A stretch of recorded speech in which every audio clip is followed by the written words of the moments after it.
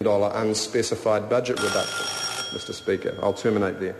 I call the Honourable Member Amy Adams. Thank you, Mr Chair. Mr Chair, I just wanted to take a brief call on this first question on SOP 246. Just really coming back to my understanding of this aspect and where we've come to on this, sir.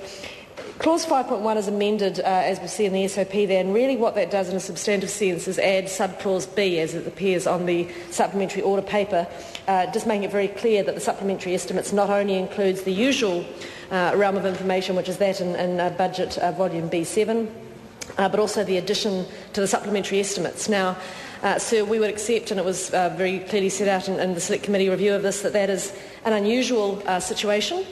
Normally, of course, all the supplementary estimates have to be presented to the House at the same time.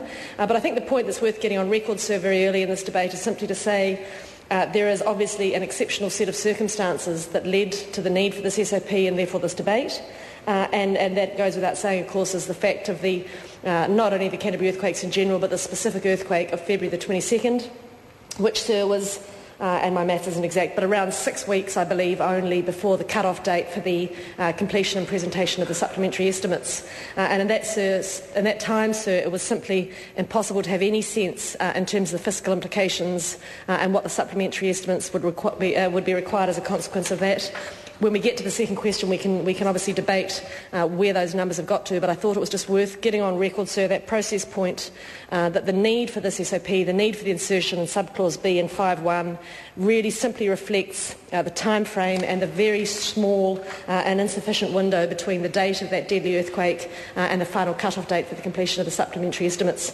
So that's all I wanted to say on this part. I just thought it was worth getting that on record so it was very clear from the outset why it is that this unusual process has been adopted in this case. The question. I call the Honourable Member Stuart Nash. Thank you very much, Mr Chair. I mean, it's good to have clarification from Amy Adams, but as a first-term MP, I would like to actually seek clarification from the Minister on this one, because as Ms Adams highlighted, it was 6 weeks between the February, or Mrs Adams, between the February earthquake and the presentation of the estimates to Parliament. And I'm wondering, we look at the figures down here in Schedule 1, which we're going to be talking about soon. They're